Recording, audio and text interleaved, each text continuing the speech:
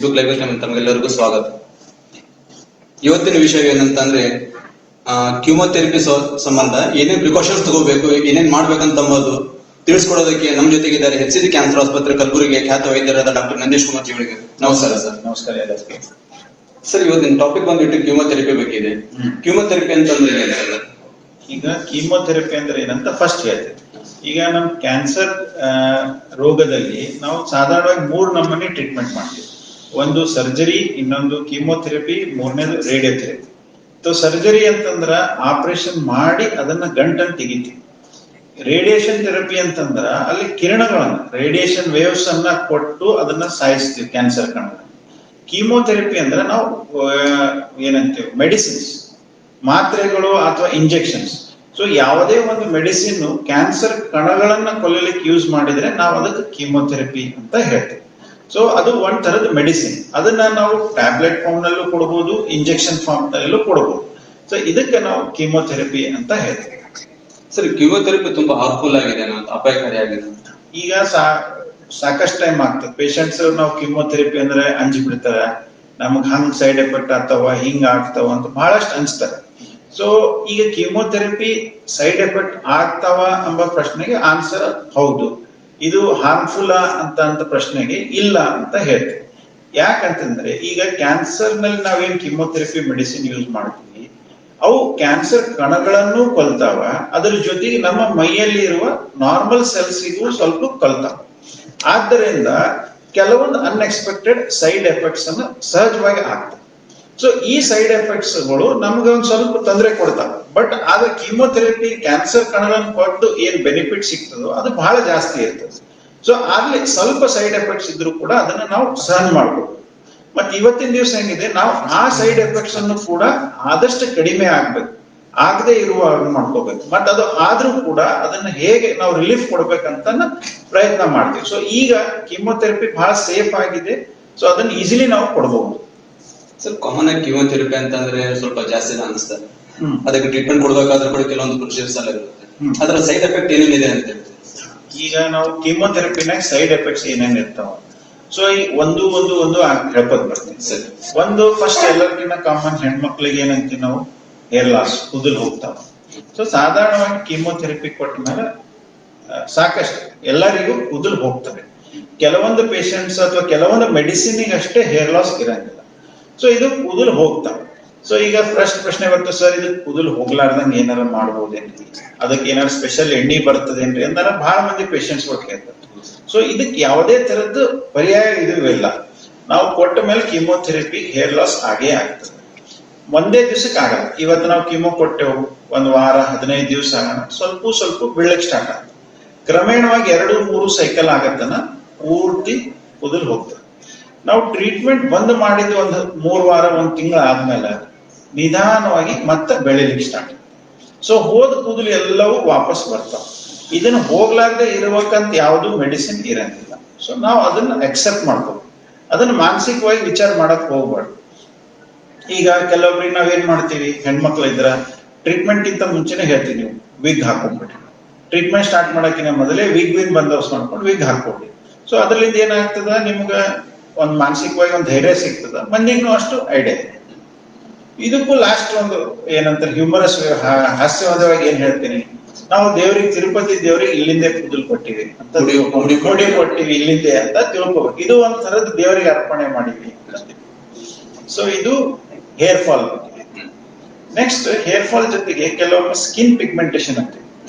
ಕೈ, ಕಾಲು, ಉಗುರುಗಳಲ್ಲಿ ಕಪ್ಪು ಬಣ್ಣ ಡೆವಲಪ್ ಆಗುತ್ತೆ. ಇದು ಸ್ಕಿನ್ ಪಿಗ್ಮೆಂಟೇಶನ್ ಅಂತೀವಿ. ಇದು ಕೂಡ ಒಮ್ಮೆ ಆಗಲ್ಲ.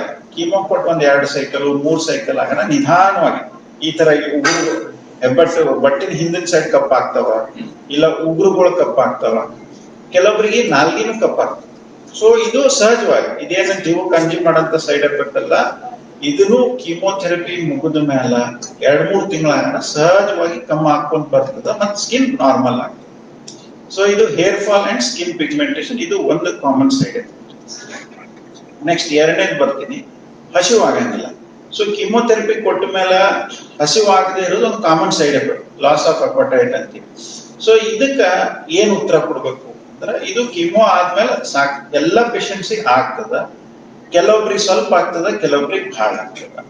ಸೊ ಇದನ್ನ ಆಗದೆ ಇರೋ ಹಂಗ ಏನು ಮೆಡಿಸಿನ್ಸ್ ಅಂತ ಇರಂಗಿಲ್ಲ. ಸೊ ನಾವೇನೋ ಪೇಷಂಟ್ ಸಮಾಧಾನಕ್ಕೆ ಒಂದೆರಡು ಮೆಡಿಸಿನ್ ಕೊಡ್ತೀವಿ, ಅದ್ರ ಕಿಮೋ ಎಫೆಕ್ಟ್ ಸ್ಟಾರ್ಟ್ ಆಗಿನ ಒಂದು ವಾರಲಿಂದ 10 ದಿವಸ ತನಕ ಇರ್ತದ, ಮತ್ತೆ ನಿಮ್ಗೆ ಹಸು ಸ್ಟಾರ್ಟ್ ಆಗಿಬಿಡುತ್ತೆ. ಸೊ ಇದಕ್ಕೆ ನಾವು ಏನ್ ಪ್ರಿಕಾಷನ್ ತಗೋಬೇಕು? ನಾವು ಯಾವುದೇ ಒಂದು ಟ್ರೀಟ್ಮೆಂಟ್ ತಗೋಬೇಕಂದ್ರೆ ಟೈಮ್ ಟು ಟೈಮ್ ಕರೆಕ್ಟ್ ಆಗಿ ಊಟ ಮಾಡಿದ್ರೇನೆ ಕೀಮೋಥೆರಪಿ ಚೆನ್ನಾಗಿ ಕೆಲಸ ಮಾಡುತ್ತೆ. ಸೊ ನಮಗೆ ಹಸಿವು ಆಗಂಗಿಲ್ಲ, ರುಚಿ ಹತ್ತಂಗಿಲ್ಲ ಅಂತ ಊಟ ಬಿಡಬಾರ್ದು. ನಾವು ಮೊದಲು ಹೆಂಗ್ 3 ಹೊತ್ತು ಊಟ ಮಾಡ್ತೀವಿ ಹಂಗ ಉಣ್ಣೋದಾಗಲ್ಲ. ಸೊ 2 ತಾಸಿಗೆ ಸ್ವಲ್ಪ ತಗೋತಿರ್ಬೇಕು. ಏನಾದ್ರು ನಿಮಗೆ ಏನ್ ಪಸಂದ್ ಅದ ಅದು ತಗೊಳ್ರಿ, ಆದ್ರೆ ತಗೊಂತಾ ಇರ್ಬೇಕು. ಲಿಕ್ವಿಡ್ ಡೈಟ್ ಐಟಮ್ ತಗೋರಿ, ಇದ್ರದ್ದೇ ತಗೋರಿ. ಕೆಲವೊಬ್ರಿಗೆ ಖಾಯಸ್ ಇರ್ತದ, ಜ್ಯೂಸ್ ಕುಡಿಯೋದು, ಚೂಡ, ಚಕ್ಲಿ, ಏನು ಹಿಂಗ್ ಒಟ್ಟು ನಿಮ್ಗೆ ಯಾವಾಗ ಖಾಯಸ್ ಅದ ಅದು ಮಾಡ್ಕೊಂಡು ತಿನ್ಬೇಕು. ಈಗ ಕೆಲವೊಬ್ರು ಐಸ್ ಕ್ರೀಮ್ ತಿಂತೀನಂತಾರ, ಕೆಲವೊಬ್ರು ಚಾಕ್ಲೇಟ್ ತಿಂತೀನಂತಾರ. ಸೊ ಸಾಮಾನ್ಯವಾಗಿ ನಾವು ಬ್ಯಾಡ್ ಅಂತ ಹೇಳ್ತೀವಿ ಎಲ್ಲರೂ. ಆದ್ರ ಟ್ರೀಟ್ಮೆಂಟ್ ನಡೆಯೋದಿಗೆ ಏನಾಗ್ತದೆ, ಊಟ ಮಾಡೋದು ಬಹಳ ಮಹತ್ವ. ಸೊ ಸ್ವಚ್ಛಂದ ಇತ್ತಂದ್ರ ಈಗ ಐಸ್ ಕ್ರೀಮ್ ಎಲ್ಲ ಕುದಿಸಿ ಆಮೇಲೆ ಫ್ರೀಜರ್ನ ಇಟ್ಟು ಮಾಡಿದ್ದಿರ್ತಾವ. ಸೊ ಅದನ್ನು ಕೊಡಬಹುದು. ಸೊ ಈ ತರ ಕಂಪಲ್ಸರಿ ಊಟ ಮಾಡ್ಬೇಕು, ಅದು ಬಹಳ ಇಂಪಾರ್ಟೆಂಟ್. ನೆಕ್ಸ್ಟ್ ಸರ್, ಅದ್ರ ಜೊತೆಗೆ ಕೆಲವರು ಪೇಷಂಟ್ ಕಂಪ್ಲೇಂಟ್ ಮಾಡ್ತಾರೆ, ನಾವು ವಾಂತಿ ಆಗುತ್ತೆ, ವಾಂತಿ ಆಗುತ್ತೆ. ಈಗ ವಾಮಿಟಿಂಗ್ ಅಂತಂದ್ರೆ ಅದು ಕಿಮೋಥೆರಪಿ ಸೈಡ್ ಎಫೆಕ್ಟ್. ಸುಮಾರು 20-30 ವರ್ಷ ಹಿಂದೆ ಹೆಂಗಿತ್ತಂದ್ರೆ ಕಿಮೋಥೆರಪಿ ಕೊಟ್ರೆ ವಾಮಿಟಿಂಗ್ ಕಂಪಲ್ಸರಿ ಆಗೇ ಆಗ್ತದೆ. ವಾಮಿಟಿಂಗ್ ಆಗಿಲ್ಲ ಅಂತಂದ್ರೆ ಇವ್ರು ಕಿಮೋ ಕೊಟ್ಟಿಲ್ಲ ಏನೋ ಅಂತ ಡೌಟ್ ಬರೋಂತ ಪರಿಸ್ಥಿತಿ. ಸೊ ಈಗ ಸೈನ್ಸ್ ಬಹಳ ಇವಾಲ್ವ್ ಆಗಿದೆ. So vomiting is one of the side effect. ಅದು 2 ನಮೂನಿ ಇರ್ತಾವ, ಅರ್ಲಿ, ಲೇಟ್. ಅರ್ಲಿ ಅಂದ್ರೆ ನಾವು ಕಿಮೋಥೆರಪಿ ಕೊಟ್ಟ ಕೂಡಲೇ ಇಮಿಡಿಯೇಟ್ ಅಥವಾ ಒಂದ್ 2-3 ದಿನದಾಗ ಆಗ್ತದೆ. ಲೇಟ್ ಅಂದ್ರೆ ಒಂದ್ ವಾರ ಆಗಣ ಬರುತ್ತೆ. ಸೊ ಇದಕ್ಕ ಆಗಬಾರದು ಅಂತ ಇವತ್ತಾನೆ ಸಾಕಷ್ಟು ಮೆಡಿಸಿನ್ಸ್ ಬಂದಿದ್ದಾವೆ. ಸೊ ನಾವು ಅದನ್ನ ಪೇಷಂಟ್ಗೆ ಕೀಮೋಥೆರಪಿ ಜೊತೆಗೆ ಕೊಟ್ಟು ಕಳ್ಸಿದ್ವಿ. ಸೊ ಅದರಿಂದ ವಾಂತಿ ಕಡಿಮೆ ಇರ್ತದೆ. ಕೆಲವೊಬ್ರಿಗೆ ಏನಾಗ್ತದೆ, ವಾಂತಿ ಆಗಲ್ಲ, ಆದ್ರೆ ವಾಂತಿ ಸೆನ್ಸೇಷನ್ ಬಂದಂಗ ಅನಿಸ್ತಿರ್ತದೆ, ಆದ್ರೆ ವಾಂತಿ ಆಗ್ತಿದೆ. ಸೊ ಕೆಲವೊಬ್ರಿಗೆ ವಾಂತಿ ಆದ್ರೆ ನಾವೇನ್ ಮಾಡ್ತೀವಿ, ಮತ್ತೆ ಬಂದು ಭೇಟಿ ಆಗಿದೆ 2ನೇ ಸಲ ಬೇರೆ ಮೆಡಿಸಿನ್ಸ್ ಕೊಡ್ತೀವಿ. ಸೊ ಅದರಲ್ಲಿ ಮತ್ತೆ ವಾಮಿಟಿಂಗ್ ಕಡಿಮೆ ಆಗ್ತದೆ. ಬಹಳ ತೀವ್ರ ಪ್ರಮಾಣದಲ್ಲಿ ವಾಂತಿ ಆದ್ರೆ IV ಫ್ಲೂಯಿಡ್ಸ್ ಅದು ಏರಿಸಬೇಕಾಗ್ತದೆ. ಸೊ ಅದರ ತಕ್ಕ ನಾವು ಟ್ರೀಟ್ಮೆಂಟ್ ಸಜೆಸ್ಟ್ ಮಾಡ್ತೀವಿ. ಇನ್ನ ಲೂಸ್ ಮೋಷನ್ಸ್ ಮತ್ತೆ ಭೇದಿ. ಈಗ ಸಂಡಾಸ್ ಹೆಚ್ಚಿಗಾಗೋದು ಮತ್ತೆ ಸಂಡಾಸ್ ಬಂದಾಗದು 2 ಕಾಮನ್ ಸೈಡ್ ಎಫೆಕ್ಟ್ಸ್. ಈಗ ಏನಾಗ್ತದೆ, ನಾವು ಕಿಮೋಥೆರಪಿ ಕೊಡಬೇಕಾದ್ರೆ ಒಂದು ಗ್ರಾನಿಸೆಟ್ರಾನೋ ಎಂಸೆಟ್ರೋ ಅಂತ ಒಂದು ಇಂಜೆಕ್ಷನ್ ಕೊಡ್ತೀವಿ. ಅದರಿಂದ ಏನಾಗ್ತದ, ಮೋಷನ್ ಸಂಡಾಸ್ ಸ್ವಲ್ಪ ಬಂದಾಗ್ತದೆ. ಸೊ ಬಹಳಷ್ಟು ದಿನ ಪೇಷಂಟ್ಗೆ ಏನಾಗ್ತದೆ, ಕೀಮೋಥೆರಪಿ ಕೊಟ್ಟ ಮೇಲೆ 3-4 ದಿವಸಕ್ಕೆ ಸಂಡಾಸ್ ಬಂದಾಗ್ಬಿಡುತ್ತೆ. ಅದು ಕಾಮನ್ ಸೈಡ್ ಎಫೆಕ್ಟ್. ಅದಕ್ಕೆ ನಾವ್ ಏನ್ ಮಾಡ್ತೀವಿ, ಸಂಡಾಸ್ ಬಂದಾಗಕತ್ರ ಜಾಸ್ತಿ ನೀರು ಕುಡಿಬೇಕು. ಒಂದು ಔಷಧ ಕೊಡ್ತೀವಿ, ಸಿರಪ್ ಲ್ಯಾಕ್ಟುಲೋಸ್ ಅಂತ, ಡಿಪಿಲ್ಯಾಕ್ ಅಥವಾ ಲೂಸ್ ಅಂತ ಹೆಸರು ಇರ್ತವ. ಆ ಟಾನಿಕ್ ಅನ್ನ ಕೊಡ್ತೀವಿ. 2 ಚಮಚ 3 ಸಲ ತಗೊಂಡ್ರೆ ಮೋಷನ್ ಕರೆಕ್ಟ್ ಆಗಿ ಆಗ್ತದೆ. ಸೊ ಫಸ್ಟ್ ಸೈಕಲ್ ನಾಗ ಯಾರಿಗೆ ಈ ತರ ಪ್ರಾಬ್ಲಮ್ ಆಗ್ತದೆ ಮೋಷನ್, ಅವ್ರಿಗೆ ಮತ್ತೆ ಮುಂದಿನ ಸೈಕಲ್ ನಾಗ ಕಂಪಲ್ಸರಿ ಆಗ್ತದೆ. ಸೊ ಫಸ್ಟ್ ಸೈಕಲ್ ಹೆಂಗ್ ಆಯ್ತು ಅಂದ್ರೆ, ಪ್ರತಿ ಸೈಕಲ್ ನಾವು ಕಿಮೋಥೆರಪಿ ತಗೋಕ್ಕಿಂತ ಮುಂಚೆನೆ 1 ದಿವಸ ಮೊದಲೇ ಅದು ಔಷಧ ಸ್ಟಾರ್ಟ್ ಮಾಡ್ತೀವಿ, ಡಿಪಿಲ್ಯಾಕ್ ಅಂತ. ಅದನ್ನ ಚಾಲು ಮಾಡ್ಕೊಂಡು 2-3 ದಿವಸ ತಗೊಂಡ್ರೆ ಅದು ಪ್ರಾಬ್ಲಮ್ ಬರಂಗಿಲ್ಲ. ಇನ್ನು ಕೆಲವೊಬ್ರಿಗೆ ಮೊದಲಿಂದ ಹಿಡಿದೇ ಫೈಲ್ಸ್ ಅಥವಾ ಪಿಷರಿನ್ ಏನೋ ಅಂತೀವಿ, ಮೂಲವ್ಯಾಧಿ ಅಂತ ಇರ್ತದೆ. ಅಂತವ್ರಿಗೆ ಏನಾಗ್ತದೆ, ಇದು ಕಿಮೋಥೆರಪಿ ತಗೊಂಡ ಮೇಲೆ ಆ ಜಾಗ ಪೇನ್ ಆಗೋದು, ರಕ್ತ ಹೋಗೋದು ಜಾಸ್ತಿ ಆಗ್ತದೆ. ಸೊ ಅಂತವ್ರು ಏನ್ ಮಾಡ್ಬೇಕು, ಟ್ರೀಟ್ಮೆಂಟ್ ಗಿನ್ನ ಮುಂಚೆನೆ ತಮ್ಮ ಸರ್ಜನ್ ಡಾಕ್ಟರ್ ಕಂಡು ಆ ಮೂಲವ್ಯಾಧಿಗೆ ಏನಾದ್ರೂ ಟ್ರೀಟ್ಮೆಂಟ್ ಇದ್ರೆ ಅದನ್ನ ಮಾಡ್ಬೇಕು. Next loose motion. ಈಗ ಲೂಸ್ ಮೋಷನ್ ಒಂದು side effect. So loose motion ಅಂದ್ರೆ ಸಂಡಾಸ್ ಹೆಚ್ಚಿಗೆ ಆಗ್ತದೆ. ಒಬ್ಬೊಬ್ರಿಗೆ 2-3 ಸಲ ಆಗ್ತದೆ, ಕೆಲವರಿಗೆ 10-15 ಸಲನೂ ಆಗ್ತದೆ. ಸೊ ಇದು ಎಲ್ಲಾ ಸೈಡ್ ಎಫೆಕ್ಟ್ ಎಲ್ಲಾ ಪೇಷಂಟ್ಗೆ ಆಗಂಗಿಲ್ಲ. ಕೆಲವೊಂದು ಪೇಷಂಟ್ಗೆ ಕೆಲವೊಂದು ಮೆಡಿಸಿನ್ಸ್ ಜೊತೆಗೆ ಅಷ್ಟೇ ಆಗ್ತದೆ. ಸೊ ಲೂಸ್ ಮೋಷನ್ಸ್ ಆದಾಗ ನಾವ್ ಏನ್ ಮಾಡ್ಬೇಕು, ಇಮಿಡಿಯೇಟ್ಲಿ ನೀರ್ ಜಾಸ್ತಿ ಕುಡಿಬೇಕು. ಮೇನ್ 2-3 ಲೀಟರ್ ನೀರ್ ಕುಡಿಬೇಕು. ORS ಪಾಕೆಟ್ ಹಾಕೊಂಡು ಕುಡಿದ್ರೆ ತುಂಬಾ ಚೆನ್ನಾಗಿ. ಅದರ ಜೊತೆಗೆ ನಾವು ಲೋಪ್ರಮೈಡ್ ಅಂತ ಒಂದು ಟ್ಯಾಬ್ಲೆಟ್ ಹೇಳ್ತೀವಿ. ಅದು 2 mg 2 ಟ್ಯಾಬ್ಲೆಟ್ ಅನ್ನು ತಗೊಂಡ್ರೆ ಮೋಷನ್ ಸ್ವಲ್ಪ ಕಂಟ್ರೋಲ್ ಆಗ್ತದೆ. ಅದು ಆಗ್ಲಿಲ್ಲ ಅಂದ್ರೆ ಅದೇ ಟ್ಯಾಬ್ಲೆಟ್ ಅನ್ನ ದಿವಸಕ್ಕೆ 3-4 ಸಲ ತಗೊಂಡು ಮೋಷನ್ಸ್ ಕಡಿಮೆ ಆಗ್ತವೆ. ಮತ್ತೆ ಬಾಳೆ ವೀಕ್ನೆಸ್ ಅನ್ಸಿದ್ರೆ IV ಫ್ಲೂಯಿಡ್ಸ್ 2-3 ಬಾಟಲ್ ಅನ್ನ ಹಚ್ಕೋಬಹುದು. ಈ ತರ ಲೂಸ್ ಮೋಷನ್ಸ್ ಅನ್ನ ನಾವು ಟ್ರೀಟ್ಮೆಂಟ್ ಮಾಡ್ತೀವಿ. ಸರಿ, ಕಾಮನ್ ಆಗಿ ಕೆಲವರು ಜ್ವರ ಬರ್ತದೆ ಅಂತ, ಆಮೇಲೆ ಮಹಿಳೆಯರಲ್ಲಿ ಏನ್ ಪ್ರಾಬ್ಲಮ್ ಅಂತಂದ್ರೆ ಮುಟ್ಟಿನ ತೊಂದರೆ ಜಾಸ್ತಿ ಇದೆ ಅಂತ ಹೇಳ್ತಾರೆ ಕಿಮೋಥೆರಪಿ. ಕರೆಕ್ಟ್. ಈಗ ಫಸ್ಟ್ ಜ್ವರದ್ದು ಇಂಪಾರ್ಟೆಂಟ್ ಪಾಯಿಂಟ್ ಹೇಳ್ತೀನಿ. ಈಗ ನಾವು ಕಿಮೋಥೆರಪಿ ಅಂದ್ಮೇಲೆ ಏನಾಗ್ತದೆ, ಅದು ಕ್ಯಾನ್ಸರ್ ಜೊತೆಗೆ ನಾರ್ಮಲ್ ಸೆಲ್ಸ್ ಎಫೆಕ್ಟ್ ಮಾಡುತ್ತೆ. ಸೊ ಅದ್ರ ಇಂಪಾರ್ಟೆಂಟ್ ಸೈಡ್ ಎಫೆಕ್ಟ್ ಏನಂದ್ರೆ ನಾವು ಮೈಲೋ ಸಪ್ರೆಷನ್ ಅಂತ, ಅಂದ್ರೆ ಬೋನ್ ಮ್ಯಾರೋ ಸಪ್ರೆಷನ್. ಸೊ ಬೋನ್ ಮ್ಯಾರೋನಲ್ಲಿ ನಮ್ದು ರಕ್ತ ಕಣಗಳು ಉತ್ಪನ್ನ ಆಗ್ತವೆ. ಅದರಿಂದ ಕೆಂಪು ರಕ್ತ ಕಡಿಮೆ ಆಗೋದು, WBC ಕಣಗಳು ಕಮ್ಮಿ ಆಗೋದು, ಪ್ಲೇಟ್ಲೆಟ್ ಕಡಿಮೆ ಕಣ, ಈ ತರ ಸೈಡ್ ಎಫೆಕ್ಟ್ ಆಗ್ತವೆ. ಸೊ ಬೇರೆ ಬೇರೆ ಕೀಮೋಥೆರಪಿಗೆ ಅದರ ಸೈಡ್ ಎಫೆಕ್ಟ್ ಹೆಚ್ಚಿಗೆ ಆಗ್ತಾವ, ಕೆಲವೊಬ್ರಿಗೆ ಏನೂ ಆಗಂಗಿಲ್ಲ. ಮತ್ತೆ ಕೆಲವೊಬ್ರು ವಯಸ್ಸಾದವರಿಗೆ ಅಥವಾ ಮೊದಲಿಂದ ಹಿಡಿದೇ ಏನೋ ಒಂದು ಬೋನ್ ಮ್ಯಾರೋ ಪ್ರಾಬ್ಲಮ್ ಇತ್ತು, ಅಂತವ್ರನ್ನಾಗ ಈ ಕಣಗಳು ಕಡಿಮೆ ಆಗೋ ರಿಸ್ಕ್ ಜಾಸ್ತಿ. ಸೊ ಈ WBC ಕಣಗಳು ಜಾಸ್ತಿ ಆದಾಗ ನಮಗ ಇನ್ಫೆಕ್ಷನ್ ಆಗ ರಿಸ್ಕ್ ಜಾಸ್ತಿ. ಸೊ ನಾವ್ ಹೆಂಗ್ ನಮ್ಗೆ ಇಮ್ಯೂನ್ ಪವರ್ ಕಡಿಮೆ ಆದಂಗ. ಸೊ ಅವಾಗ ಯಾವುದೇ ಒಂದು ಜ್ವರ ಬಂದ್ರೆ ಅದು ಇಮಿಡಿಯೇಟ್ಲಿ ಸೀರಿಯಸ್ ಪ್ರಾಬ್ಲಮ್ ಆಗುತ್ತೆ. ಹಿಂಗ್ ನೋಡಿದ್ರೆ ಈಗ ಜ್ವರ ಬಂದದಂತೀವಿ, ನೋಡೋದ್ರಾಗ BP ಕಡಿಮೆ ಆಯ್ತು, ದಮ್ ಬಂತು, ಈ ತರ ಪ್ರಾಬ್ಲಮ್ ಬಂತು. ಅದಕ್ಕ ಕೀಮೋಥೆರಪಿ ಆದ ಪೇಷಂಟ್ಸ್ ಜ್ವರ ಸಿಂಪ್ಟಮ್ ಅನ್ನ ನಿರ್ಲಕ್ಷ್ಯ ಮಾಡಬಾರ್ದು. ಯಾವುದೇ ಪೇಷಂಟ್ಗೆ ಜ್ವರ ಬರಲಿ, ಕೆಮ್ಮು ಬರಲಿ, ದಮ್ ಬರಲಿ, ಎಲ್ಲೋ ಬಾಡಿನಲ್ಲಿ ಪೇನ್ ಬರೋದು ಅಥವಾ ಕುರುಗಳು ಮೈ ಮೇಲೆ ಸ್ಕಿನ್ ಇನ್ಫೆಕ್ಷನ್ ಅಂತೀವಿ, ಈ ತರ ಏನೇ ಲಕ್ಷಣಗಳು ಬಂದ್ರೆ ಅದು ಇನ್ಫೆಕ್ಷನ್ ಇರುತ್ತೆ, ಅದು ಇಮಿಡಿಯೇಟ್ಲಿ ಅದಕ್ಕೆ ಅಟೆಂಡ್ ಮಾಡೋದು. ಅದಕ್ಕೆ ನಾವ್ ಏನ್ ಹೇಳ್ತೀವಿ, ಯಾವಾಗ್ಲೂ ಏನೇ ಈ ತರ ಲಕ್ಷಣಗಳು ಬಂದ್ಕೂಡಲೇ ಫಸ್ಟ್ ಲೋಕಲ್ CBC ಅಂತ ಟೆಸ್ಟ್ ಮಾಡ್ಬೋದು. ಆ CBC ಅಲ್ಲಿ HB, WBC, ಪ್ಲೇಟ್ಲೆಟ್ ಕಣಗಳನ್ನ ನೋಡಬೇಕು. WBC ಕೌಂಟ್ ಕಡಿಮೆ ಇದ್ರೆ ಅದು ಇನ್ಫೆಕ್ಷನ್ ಫೆಬ್ರೈಲ್ ನ್ಯೂಟ್ರೋಪಿನಿಯಾ ಅಂತ ಹೇಳ್ತೀವಿ. ಸೊ ಆ ಇನ್ಫೆಕ್ಷನ್ ಸೀರಿಯಸ್ ಆಗಿರುತ್ತೆ, ಅದಕ್ಕೆ ಇಮಿಡಿಯೇಟ್ ಆಂಟಿಬಯೋಟಿಕ್ಸ್ ಮತ್ತೆ ಗ್ರೋತ್ ಫ್ಯಾಕ್ಟರ್ ಅನ್ನ ಕೊಡಬೇಕು. ಸೊ ಜ್ವರ ಲಕ್ಷಣಗಳನ್ನ ನಿರ್ಲಕ್ಷ್ಯ ಮಾಡಬಹುದು. ಮತ್ತೆ ಎರಡನೇದು, ಪ್ಲೇಟ್ಲೆಟ್ ಕಡಿಮೆ ಇದ್ರೆ ಬ್ಲೀಡಿಂಗ್ ಆಗುತ್ತೆ. ಸೊ ವಸಡಿನಲ್ಲಿ ಬ್ಲೀಡ್ ಆಗೋದು ಅಥವಾ ಮೈ ಮೇಲೆ ಎಲ್ಲದರ ರಕ್ತ ಚಿಹ್ನೆಗಳು ಬರೋದು, ಯೂರಿನ್ ಏಕಿನಾಗ ಸಣ್ಣ ಸಣ್ಣ ರಕ್ತ ಹೋದ್ರೆ ಇಮಿಡಿಯೇಟ್ CBC ಮಾಡ್ಕೊಂಡು ಪ್ಲೇಟ್ಲೆಟ್ ಟೆಸ್ಟ್ ಮಾಡ್ಕೊಂಡು, ಪ್ಲೇಟ್ಲೆಟ್ ಕಡಿಮೆ ಇದ್ರೆ ಪ್ಲೇಟ್ಲೆಟ್ ಟ್ರಾನ್ಸ್ಫ್ಯೂಷನ್ ಕೊಡಬಹುದು. ಸೊ ಇವು ಜ್ವರ ಮತ್ತು ಬ್ಲೀಡಿಂಗ್ ಇವೆರಡು ಇಂಪಾರ್ಟೆಂಟ್ ಸೈಡ್ ಎಫೆಕ್ಟ್ಸ್. ಇವು ಲೈಫ್ ಥ್ರೆಟನಿಂಗ್ ಕೂಡ ಆಗಬಹುದು, ಆದ್ರೆ ಅಂಜುವಂತದ ಅವಶ್ಯಕತೆ ಇಲ್ಲ. ಇದು ಆಗಬಾರ್ದು ಅಂತಾನು ನಾವು ಪ್ರಿಕಾಷನ್ ತಗೋತೀವಿ, ಆದ ಕೂಡಲೇ ಏನ್ ಮಾಡ್ಬೇಕಂತನೂ ಟ್ರೀಟ್ಮೆಂಟ್ ಮಾಡ್ತೀವಿ. ಆದ್ರೆ ನಾವು ಪೇಷಂಟ್ ಗಳಿಂದ ಏನ್ ಅಪೇಕ್ಷೆ ಪಡ್ತೀವಿ ಅಂದ್ರೆ, ಈ ಲಕ್ಷಣ ಬಂದ ಕೂಡಲೇ ಇಮಿಡಿಯೇಟ್ ಅವ್ರು ಟೆಸ್ಟ್ ಮಾಡಿಕೊಂಡು ನಾವು ಕಾಂಟ್ಯಾಕ್ಟ್ ಮಾಡ್ತೀವಿ. ಸೊ ಏನಾಗ್ತದೆ, ಯೂಶಲಿ ಅವ್ರೊಂದ್ ಊರಾಗ ಇರ್ತಾವ, ನಾವೊಂದ್ ಊರಾಗ ಇರ್ತೀವಿ. ಸೊ ಅವ್ರು ಏನ್ ಮಾಡ್ಬೇಕು, CBC ಟೆಸ್ಟ್ ಮಾಡಿ ನಮಗೆ ವಾಟ್ಸ್ಆಪ್ ಮಾಡ್ತಾರೆ. ಯೂಶಲಿ ನಾವು ಕೌಂಟ್ಸ್ ಲೋ ಇದ್ರೆ ಆಂಟಿಬಯೋಟಿಕ್ ಹೇಳ್ತೀವಿ. ಅವ್ರಿಗೆ ಹಾಸ್ಪಿಟಲ್ ಬರುವಂತ ಚಾನ್ಸಸ್ ಇದ್ರೆ ಇಮಿಡಿಯೇಟ್ ಬರಬೇಕು. ಬರ್ಲಿಲ್ಲ ಫಸ್ಟ್ ಲೋಕಲ್ ಮನಿ ಸಮೀಪ ಡಾಕ್ಟರ್ ಭೇಟಿ ಆಗಿ ಅವರು ನಿಮ್ದು ಬ್ಲಡ್ ರಿಪೋರ್ಟ್ ನೋಡ್ಕೊಂಡು ನಿಮ್ದು ಪಲ್ಸು, BP, ಸ್ಯಾಚುರೇಷನ್ ಈ ತರ ನೋಡ್ತಾರೆ. ನೋಡಿ ಏನಿದೆ ಇಮಿಡಿಯೇಟ್ ಅಲ್ಲಿ ಮಾಡ್ತಾರೆ, ನೆಕ್ಸ್ಟ್ ಅದು ನಮ್ಮಲ್ಲಿ ಬರಬೇಕು. ಸೊ ಇದು ಯಾವಾಗೋ ಒಮ್ಮೆ ಆಗುವಂತ ಸೈಡ್ ಎಫೆಕ್ಟ್, ಆದ್ರೆ ಲೈಫ್ ಥ್ರೆಟನಿಂಗ್. ಅದಕ್ಕೆ ಈ ಜ್ವರವನ್ನು ನಿರ್ಲಕ್ಷ್ಯ ಮಾಡಬಹುದು. ಅಂದ್ರೆ ಯಾವುದೇ ರೀತಿಯಲ್ಲಿ ಕೂಡ ಸೈಡ್ ಎಫೆಕ್ಟ್ ಆದ್ರೂ ಕೂಡ ನಿರ್ಲಕ್ಷ್ಯ ಮಾಡಬಾರ್ದು, ನಿರ್ಲಕ್ಷ್ಯ ಮಾಡಿ ಇಮಿಡಿಯೇಟ್ ಆಗಿ ವೈದ್ಯರನ್ನು ಸಂಪರ್ಕಿಸಬೇಕು. ಸರ್ ಅದೇ ರೀತಿ ಕೆಲವರು ಪೇಷಂಟ್ಸ್ ಏನಾದ್ರೆ ಅಂತ ಸೈಡ್ ಎಫೆಕ್ಟ್ ಇರುತ್ತೆ, ಹಾಗೆ ಹೇಗೆ ಅಂತ ಅದೊಂದು ಪಾರ್ಟ್ ಆಗ್ಬಹುದು. ಇವಾಗ ಊಟದ ಬಗ್ಗೆ ಕೆಲವರಿಗೆ ತುಂಬಾ ನಿಷ್ಕಾಳಜಿ ಇರುತ್ತೆ. ನೀವು ಸೈಡ್ ಎಫೆಕ್ಟ್ ನಲ್ಲಿ ಇನ್ನೊಂದು ಹೇಳ್ತೀನಿ, ಈಗ ಮೆನ್ಸ್ಟ್ರುವಲ್ ಪ್ರಾಬ್ಲಮ್ಸ್ ಅಂತ ಹೇಳ್ತೀವಿ. ಈಗ ಹೆಣ್ಣು ಮಕ್ಕಳಲ್ಲಿ ಪ್ರೀ ಮೆನೋಪಾಸಲ್ ಅಂದ್ರೆ ಯಾರು ತಿಂಗಳ ಪಾಳಿ ಕರೆಕ್ಟ್ ಆಗಿ ಬರ್ತಿರ್ತದೆ ಅಂತವರಿಗೆ ನಾವು ಕೀಮೋಥೆರಪಿ ಕೊಟ್ಟ ಮೇಲೆ ಏನಾಗ್ತದೆ, ಆ ಪೀರಿಯಡ್ಸ್ ಅಂಬುದು ತಿಂಗಳ ಹೊರಗಾಗೋದು ಅಂತ ನಾವು ಇಂಗ್ಲಿಷ್ ನಲ್ಲಿ ಪೀರಿಯಡ್ಸ್ ಅಂತ ಹೇಳ್ತೀವಿ, ಇದು ಅಸ್ತವ್ಯಸ್ತವಾಗಿ ಕ್ರಮೇಣವಾಗಿ ಬಂದಾಗಿದೆ. ಯಾವಾಗ್ಲೂ ಕರೆಕ್ಟ್ 4 ವಾರಕ್ಕೋ 1 ತಿಂಗಳಿಗೋ ಬರೋದು, 1.5 ತಿಂಗಳು 2 ತಿಂಗಳಿಗೋ ಹಿಂಗ ಆಗ್ತದ, ಆಮೇಲೆ ಬಂದಾಗ. ಸೊ ಅದಕ್ಕೆ ನೀವು ಗಾಬರಿ ಪಡಿಸ್ಬಾರ್ದು, ಇದು ಹಿಂಗ್ಯಾಕಾಯ್ತು. ಇದು ಕಿಮೋಥೆರಪಿಲಿಂದ ಆಗ್ತದ. ಇದು ಎಲ್ಲರಿಗೆ ಹೆಣ್ಮಕ್ಳಿಗೆ ಪ್ರೀ ಮೆನೋಪಾಸ್ ಅಂತಿದ್ದವರಿಗೆ ಆಗ್ತದೆ. ಆಮೇಲೆ ಅದು ಕಿಮೋಥೆರಪಿ ಮುಗಿದ ಮೇಲೆ ಸುಮಾರು ತಿಂಗಳ ನಂತರ ಮತ್ತದು ಪೀರಿಯಡ್ಸ್ ವಾಪಸ್ ಸ್ಟಾರ್ಟ್ ಆಗ್ತದೆ. ಸೊ ಯಾರು ಎಷ್ಟು ಸಣ್ಣ ವಯಸ್ಸು ಇರ್ತದ ಅಷ್ಟು ಅವರಿಗೆಲ್ಲ ಜಲ್ದಿ ರಿಟರ್ನ್ ಆಗುತ್ತೆ ಮತ್ತೆ ಗ್ಯಾರಂಟಿ ಬರುತ್ತೆ. ಯಾರು ಪೋಸ್ಟ್ ಮೆನೋಪಾಸಲ್ ಅಂದ್ರೆ 40ರಿಂದ 45 ವಯಸ್ಸಿನಾಗ ಇರ್ತಾರೋ ಅವ್ರಿಗೆ ಈ ಪೀರಿಯಡ್ಸ್ ಕ್ರಮೇಣವಾಗಿ ಬಂದೇ ಆದ್ರೂ ಆಗುತ್ತೆ. ಆದ್ರೆ ಅದ್ರಲ್ಲಿಂದ ನಿಮ್ಮ ಆರೋಗ್ಯಕ್ಕೆ ಏನು ಪ್ರಾಬ್ಲಮ್ ಇರಂಗಿಲ್ಲ. ಸೊ ಅದಕ್ಕೆ ಚಿಂತೆ ಮಾಡಿ. ಸರ್ ಅದೇ ರೀತಿ ಈಗ ಊಟದ ಆಹಾರ ಬಗ್ಗೆ ತುಂಬಾ ಪದ್ಧತಿ ಹೇಳ್ತಾರೆ, ಏನ್ ನೋಡ್ಬೇಕು ಸರ್, ಏನ್ ಬಿಡಬೇಕು, ಅದಾಗಿದೆ ಏನು, ಸೊ ಜಾಸ್ತಿ ಕಾಳಜಿ ಇರುತ್ತೆ ಅದ್ರ ಬಗ್ಗೆ. ಸೊ ಈಗ ನಾವ್ ಇದನ್ನೆಲ್ಲ ಯಾಕೆ ಹೇಳ್ತೀವಿ, ಕೀಮೋಥೆರಪಿನ ಸೈಡ್ ಎಫೆಕ್ಟ್ಸ್ ಆಗ್ತದೆ. ನಾವೇನ್ ಹೇಳ್ತೀವಿ, ಇಮ್ಯುನಿಟಿ ಸ್ವಲ್ಪ ಫೈಟಿಂಗ್ ಪವರ್ ಕಡಿಮೆ ಇರ್ತದ, WBC ಕೌಂಟ್ ಕಡಿಮೆ ಆಗ್ತದ. ಸೊ ನಮಗ್ ಇನ್ಫೆಕ್ಷನ್ ಆಗ್ಬಾರ್ದು, ಇದಕ್ಕೆ ನಾವು ಕಾಳಜಿ ವಹಿಸಿ ಪ್ರಿಕಾಷನ್ಸ್ ತಗೋಬೇಕು.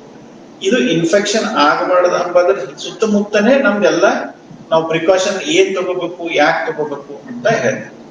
ಸೊ ಈಗ ಫಸ್ಟ್ ಬರ್ತದೆ ನಾವು ಊಟದ್ದು. ಸೊ ಊಟದ್ದು ನಿಮ್ಗೆ ಹೇಳಿದೆ, ಸೈಡ್ ಎಫೆಕ್ಟ್ ಅಂದ್ರೆ ಹಸು ಆಗಂಗಿಲ್ಲ, ರುಚಿ ಹತ್ತಂಗಿಲ್ಲ. ಅದಕ್ಕೆ ಏನೇನ್ ಮಾಡ್ಬೇಕು ಅಂತ ಹೇಳಿದೆ. ಇದಕ್ಕೇನೋ ಮಾತ್ರೆ ಇರಂಗಿಲ್ಲ, ನಾವು ನಾವಾಗೆ ಸ್ವಯಂ ಪ್ರೇರಿತವಾಗಿ ಮೇಲ ಊಟ ಮಾಡ್ಕೋತಿರ್ಬೇಕು. 3 ಹೊತ್ತು ಆಗಲಿ 2 ತಾಸಿಗೆ ಸ್ವಲ್ಪ ಜಾಸ್ತಿ ಸಲ ತಗೊಳ್ರಿ.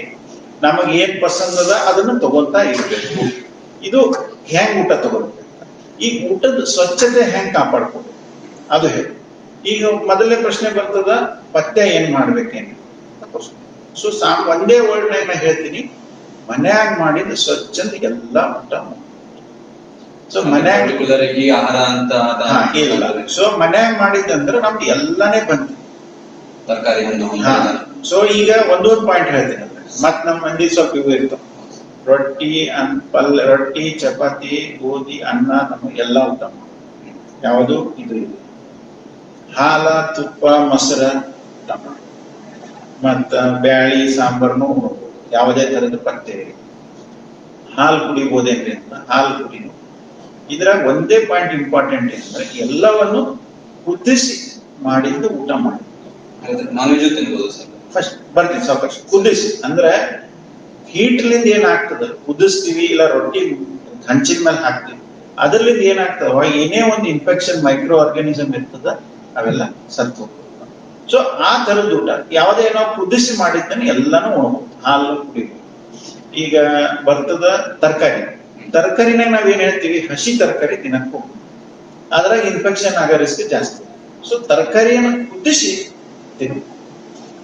ಮತ್ತೆ ಈಗ ಹಣ್ಣು ಪದಾರ್ಥ, ಈಗ ಹಣ್ಣು ಹೆಂಗಿರ್ತಾವ, ನಾವು ಹೊರಗಡೆ ನೋಡಿದ್ರೆ ಚಲೋನೇ ಇರ್ತಾವ, ಒಳಗ್ ನೋಡಿದ್ರೆ ಇನ್ಫೆಕ್ಷನ್. ಈಗ ನಾವು ಕಟ್ ಮಾಡಿ ಎಲ್ಲೋ ಒಂದ್ ಕಡೆ ಕಪ್ಪಗದಂತೆ ನಾ ಬಾಜುಗಿನ್ ತಿಂತೀನ್ರಿ ಸರ್, ಅದು ಇನ್ಫೆಕ್ಷನ್ ಆಗ್ತದೋ ಇಲ್ಲೋ ಅಂತ ನನಗೂ ಉತ್ತರ ಹೇಳೋದು ಕಠಿಣ. ಸೊ ಅದಕ್ಕೆ ನಾವು ಸಿಂಪಲ್ ಆಗಿ ಏನ್ ಹೇಳ್ತೀವಿ, ಸಿಪ್ಪೆ ಇರುವಂತವು ಸಂತ್ರ ಮೋಸಂಬಿ ಬಾಳೆಹಣ್ಣು ಇಂಥವನ್ನ ತಿನ್ರಿ, ಸಿಪ್ಪಿ ಇರ್ಲಾರ್ದನ್ನ ಜಾಸ್ತಿ ತಿನ್ನಕ್ ಹೋಗ್ಬಾರ್ದು ಅಂತ ಹೇಳ್ತೀವಿ. ಇದು ಹಣ್ಣಿನ ಬಗ್ಗೆ. ನೆಕ್ಸ್ಟ್ ಬರ್ತದ ನಾನ್ ವೆಜಿಟೇರಿಯನ್. ಈಗ ಬಹಳಷ್ಟು ಮಂದಿಗೆ ಮಾಂಸ ಪ್ರಿಯರ್ ಇರ್ತಾರೆ. ಸೊ ಈಗ ಅವ್ರಿಗೂ ಅದೇ ಪ್ರಾಬ್ಲಮ್ ಬರ್ತದೆ. ಈಗ ನಾವೇನ್ ಹೇಳ್ತೀವಿ, ಈಗ ಮಾಂಸ ಎಷ್ಟು ಕ್ಲೀನ್ ಅದ, ಎಷ್ಟು ಹೈಜಿನಿಕ್ ಅದ, ಎಷ್ಟು ಸ್ವಚ್ಛ ಅದ ಅಂತ ಉತ್ತರ ನನಗೂ ಗೊತ್ತಿಲ್ಲ. ಯಾಕೆ ನಾವು ಎಲ್ಲರೂ ತರದ ಅಲ್ಲೇ ಮಾಂಸ ದುಕಾನ್ ಅದ್ರದ್ದು ಕಂಡೀಷನ್ ಹೆಂಗಿರ್ತದ ನಾವ್ ಎಲ್ಲರೂ ನೋಡಿ. ಸಾವುಕಾರ ಇರ್ಲಿ ಗರೀಬ್ ಇರ್ಲಿ ಎಲ್ಲರೂ ಒಂದೇ ದುಕಾನ್ ಹೋಗ್ತೀವಿ. ಹಿಂಗೇನ್ ದೊಡ್ಡ ಇದು ಪೂರಾ ಸ್ವಚ್ಛ ಇದ್ದಿದ್ದು ಮಾಂಸ ತರ್ತೀವಿ ಅಂತ ಇಲ್ಲ. ಸೊ ಅದಕ್ಕೆ ನಾವು ಸಾಧಾರಣವಾಗಿ ಏನ್ ಸಜೆಷನ್ ಮಾಡ್ತೀವಿ ಅಂದ್ರೆ ಮಾಂಸ ತಿನ್ನಕ ಹೋಗ್ಬಾರ್ದು. ಇದು ನಿಮ್ ಕಿಮೋಥೆರಪಿ ಮುಗಿಯೋವರೆಗೆ ತಿನ್ಬಾರ್ದು. ಕಿಮೋಥೆರಪಿ ಮುಗಿದ ಮೇಲೆ ಮತ್ತನ್ನು ಸ್ಟಾರ್ಟ್ ಮಾಡಿ. ಇದಕ್ಕೆ ಹೇಳೋ ಮೇನ್ ಕಾರಣ ಅಂದ್ರೆ ಸ್ವಚ್ಛತೆ ಮತ್ತೆ ಇನ್ಫೆಕ್ಷನ್ ಸರ್. ಈಗ ಕೆಲವೊಬ್ರು ಇನ್ನೂ ಗಾಯಸ್ ಇರ್ತಾರೆ, ಊಟ ಹೋಗಲಾಗ ಸರ್ ಸ್ವಲ್ಪ ಏನಾದ್ರು ಟೇಸ್ಟ್ ಬೇಕು ಅಂದ್ರೆ ಏನ್ ಮಾಡ್ಬೇಕು, ಅದ್ರದ್ದು ಮಾಂಸದಿಂದ ಸಾರು ಮಾಡ್ತಾರೆ, ಸೂಪ್ ಮಾಡ್ತಾರೆ. ಅಂದ್ರೆ ಪೀಸ್ ಇಲ್ಲ, ಬರೀ ಸಾರು ಮಾಡ್ತಾರೆ, ಚಿಕನ್ ಸೂಪ್, ಅದನ್ನು ಕುಡಿಬೇಕು. ಅದು ಕುಡಿದ್ರು ಟೇಸ್ಟ್ ಚೆನ್ನಾಗಿರ್ತದೆ, ಮತ್ತೆ ಶಕ್ತಿ ಬರ್ತದೆ. ಮತ್ತೆ ಎಗ್ಸ್ ಇರ್ತವೆ, ಎಗ್ ಅನ್ನ ಮತ್ತೆ ಕಂಪಲ್ಸರಿ ಬಾಯ್ಲ್ ಮಾಡಿ ತಿನ್ನಿ. ಬಾಯ್ಲ್ಡ್ ಎಗ್ ನೀವು ಎಷ್ಟು ತಿನ್ನಿ, ಅದು ಉಲ್ಟಾ ಆರೋಗ್ಯಕ್ಕೂ ಬಹಳ ಚಲೋ. ಅದೇ ಮತ್ತೆ ಹಸಿ ಎಗ್ಗು ಇಂಥದ್ದು ತಿನ್ನಕ್ ಹೋಗ್ತದೆ ಅಂತ ಹೇಳಿ. ಇಷ್ಟೆಲ್ಲ ನಾವು ಊಟದ ಬಗ್ಗೆ ಕಾಳಜಿ ಹೇಳಿ. ಮತ್ತೆ ನೀರು, ಈಗ ಕೀಮೋಥೆರಪಿ ನಡೆಯಾಗ ಪೇಷಂಟ್ ಎಷ್ಟು ಹೆಚ್ಚಿಗೆ ನೀರು ಕುಡಿತೀವಿ ಅಷ್ಟು ಎಷ್ಟು ಹೆಚ್ಚಿಗೆ ನೀರು ಕುಡಿತೀವಿ ಅಷ್ಟು ಕಡಿಮೆ ಸೈಡ್ ಎಫೆಕ್ಟ್ಸ್. ಸೊ ನಾವೇನ್ ಹೇಳ್ತೀವಿ, ಸಿಂಪಲ್ ಸ್ವಚ್ಛ ನೀರು ಕುಡೀರಿ ಅಂತ ಹೇಳ್ತೀವಿ. ಈ ಸ್ವಚ್ಛ ಅಂತಂದ್ರೆ ಹೆಂಗ, ಬೋರ್ವೆಲ್ ನೀರ್ ಇದ್ರೆ ಸಾಕು, ಮುನ್ಸಿಪಾಲಿಟಿ ಕಾರ್ಪೊರೇಷನ್ ನೀರಿದ್ರೆ ಅದನ್ನ ಕುದಿಸಿ ಕುಡಿಬೇಕು. ನಾವು ಹೋಗಿ ಮಾರ್ಕೆಟ್ಲಿಂದ ಮಿನರಲ್ ವಾಟರ್ ತಂದು ಕುಡಿಯುವಂತದ್ದೇ ಅವಶ್ಯಕತೆ ಇಲ್ಲ. ಸೊ ನೀರನ್ನು ಮಾತ್ರ 2 3 ಲೀಟರ್ ಕುಡಿಬೇಕು. ಮತ್ತೆ ಪರ್ಸನಲ್ ಹೈಜೀನ್ ಅಂತಂದ್ರೆ ವ್ಯಕ್ತಿಗತ ಸ್ವಚ್ಛತೆ ಯಾವ ರೀತಿ ಕಾಪಾಡ್ಕೊಳ್ಬೇಕು. ಈಗ ಇದೆಲ್ಲ ನಾವು ಊಟದ ಬಗ್ಗೆ ಹೇಳಿದ್ರು.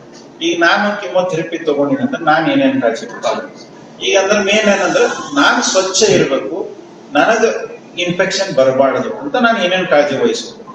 ಒಂದು, ಡೈಲಿ ಸ್ನಾನ ಮಾಡ್ಬೇಕು.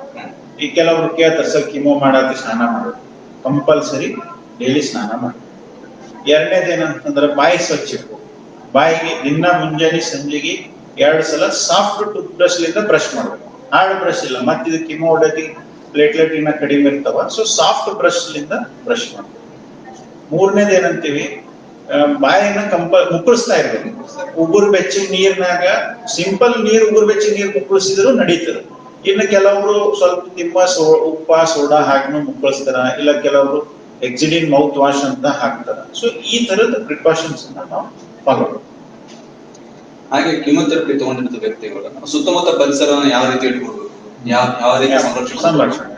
ಸೊ ಈಗ ನಾವು ಊಟ ಚಲೋ ಮಾಡಿದೆವು, ನಾವು ಸಮ್ ಪ್ರಿಕಾಷನ್ಸ್ ತಗೊಂಡ್ವಿ, ಆದ್ರೆ ನಮ್ ಸುತ್ತಮುತ್ತಲಿನ ವಾತಾವರಣದಲ್ಲಿ ದೋಷ ಇತ್ತ ಅಂತಂದ್ರ ಪ್ರಾಬ್ಲಮ್ ಸೊ ಸುತ್ತಮುತ್ತಲಿನ ವಾತಾವರಣ ದೋಷ ಅಂದ್ರೆ ಯಾವಾಗ ಬರ್ತದ? ಈಗ ನಾವು ಸ್ವಚ್ಛ ಮನ್ಯಾಗ ವಾತಾವರಣ ಇದ್ದೇವೆ ಅಂದ್ರೆ ಏನು ಪ್ರಾಬ್ಲಮ್. ಆದ್ರೆ ಈ ನಮ್ಮ ಮನೆಗೆ ಯಾರಿಗೋ ಒಬ್ರಿಗೆ ಜ್ವರ ಬಂತು, ಕೆಮ್ಮು ಬಂತು, ಬೇದಿ ಬಂತು ಅಂತವ್ರು ಕೂಡ ನಾವು ಆಟ ಆಡಿದ್ವಿ, ಅವ್ರು ಕೂಡ ಮಾತಾಡಿದ್ವಿ, ಏನಾಗ್ತದ ಅವ್ರಿಂದ ನಮಗೆ ಇನ್ಫೆಕ್ಷನ್ ಬರೋದು. ಸೊ ಕೀಮೋಥೆರಪಿ ತಗೊಂಡವ್ರ ಸುತ್ತ ಎದ್ರ ಯಾರು ಜ್ವರ ಕೆಮ್ಮು ದಮ್ಮು ಇದ್ದವ್ರು ಯಾರು ಹೋಗ್ಬಾರ್ದು. ಒಂದ್ ಎರಡನೇದು, ಈಗ ನಾವೇ ಕೀಮೋಥೆರಪಿ ಪೇಷಂಟ್ ತಗೊಂಡು ದೇವ್ರ ದಯ ಅಂತ ಹೇಳಿ ಗುಡಿಗೆ ಹೋದ್ವಿ, ಅಲ್ಲಿ ರಶ್ ಇರ್ತದೆ, ಅಲ್ಲಿ ಎಂತೆಂತ ಜನ ಇರ್ತಾರೆ, ಧೂಳು ಇರ್ತದೆ, ಮತ್ ನಮ್ಗೆ ಇನ್ಫೆಕ್ಷನ್. ಸೊ ಕೀಮೋಥೆರಪಿ ತಗೊಂಡು ಜನ ಗದ್ಲಿ ಇದ್ದಂತಲ್ಲಿ ಧೂಳು ಇದ್ದಂತಲ್ಲಿ ಹೋಗ್ಲಿಕ್ಕೆ ಹೋಗ್ಬಾರ್ದು. ಸ್ವಚ್ಛ ವಾತಾವರಣ ಇದ್ದಲ್ಲಿ ನೀವು ಮಾರ್ನಿಂಗ್ ವಾಕಿಂಗ್ ಹೋಗ್ರಿ, ಗುಡಿಗೆ ಹೋಗೋದಿದ್ರು ನಸಿಕ್ನಾಗ ಯಾರು ಇರ್ಲಾರ್ದಾಗ ಹೋಗ್ಬೇಕು, ಸ್ವಚ್ಛ ವಾತಾವರಣ ಇರ್ಬೇಕು.